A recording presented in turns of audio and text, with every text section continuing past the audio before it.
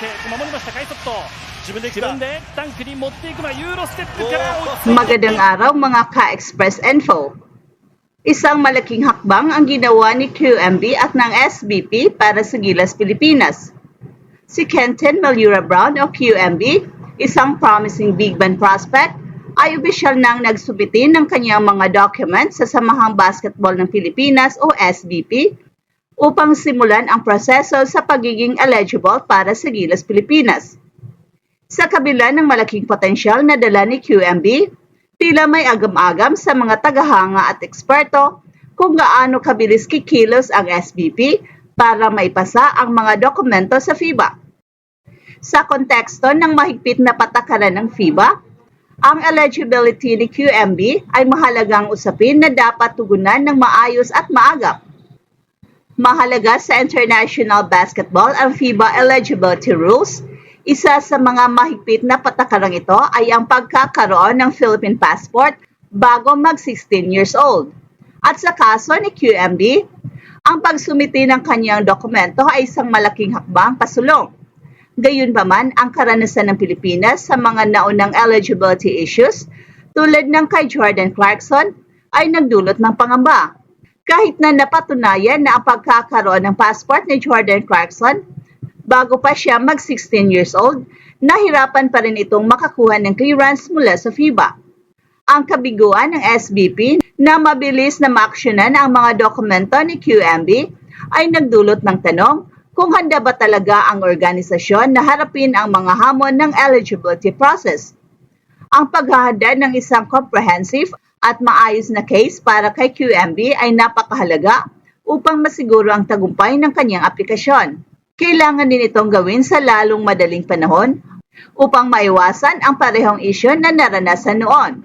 Si QMB na may taas na 6'10", isang taas na bihira sa Philippine basketball. Bukod dito, ang kanyang estilo ng laro ay may kukumpara kay Junmar Fajardo, ang tinaguriang Kraken ng Philippine basketball. Ang taas at bigat ni QMB ay nagbibigay sa kanya ng kalamangan sa ilalim ng ring, lalo na laban sa mga malalaking manlalaro ng ibang bansa. At kung ikukumpara kay Junmar Fajardo, si QMB ay may malaking potensyal na maging isang cornerstone ng frontcourt ng Gilas sa hinaharap. Sa kasalukuyan, ang frontcourt ng Gilas ay binubuo ng mga kabataang big men tulad ni AJ Edo at Kai Soto na parehong may kakaibang estilo ng laro. Si AJ Edo ay kilala sa kanyang depensibong abilidad at rim protection, habang si Kai Soto naman ay isang stretch big man na may kakayahang umiscore mula sa labas. Si QMB sa kabilang banda ay isang traditional big man na maaring mag-fill ng papel bilang post scorer at rebounder. Sa isang banda, ang pagkakaroon ng ganitong versatility sa frontcourt ay nagbibigay sa Gilas ng mas maraming strategic options. At kung susuriin ang kasalukuyang sitwasyon, tila hindi pa kailangan ng Gilas na ipasok si QMB sa darating na February window ng FIBA Asia Cup qualifiers. Fully healthy na si AJ Edo at inaasahang papalit pansamantala kay Kai Soto na nagpapagaling mula sa kanyang injury. Sa kabilang banda, si Troy Rosario, isang versatile forward, ay napilitan ding umakyat sa lineup nang magkaroon ng injury sa Kevin Kiambao. Ang mga desisyong ito ay nagpapakita na ang mga pagbabago sa roster ay ginagawa base sa pangangailangan ng team sa kasalukuyan. Gayunpaman sa long-term perspective, mahalaga ang maagang integrasyon ni QMB sa sistema ni Coach Tim Cone. Sa kabila ng presensya ni AJ Edo at Kai Soto, hindi na rin bata si Junmar Fajardo. Ang pagsanay kay QMB habang may oras pa ay magbibigay daan sa kanya upang mahasa sa international style of play. Bukod pa dito, makakatulong ang maagang exposure upang ma-develop niya ang chemistry kasama ang iba pang Gilas players. Isa sa mga pinakamalaking hamon para sa Gilas ay ang pagiging proactive sa eligibility process ni QMB.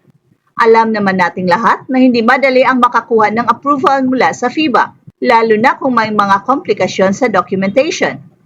Ang karanasan ni Jordan Clarkson at iba pang Filipino foreign players ay isang paalala na kailangang seryosohin ang ganitong usapin.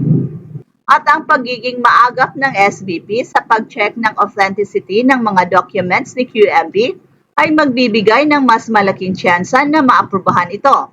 At bukod sa eligibility, ang isa pang hamon ay ang pagpapanatili ng competitive balance sa loob ng team. Sa kabila ng malaking potensyal ni QMB, dapat ding isaalang-alang ang papel ng iba pang manlalaro sa team. Sa ngayon, ang Gilas Pilipinas ay puno ng talented players tulad ni Kai Soto, AJ Edo, Junmar Fajardo at Kevin Kiambao. At ang tamang pag-manage ng kanilang playing time at roles ay magiging critical upang maiwasan ang anumang internal na issue.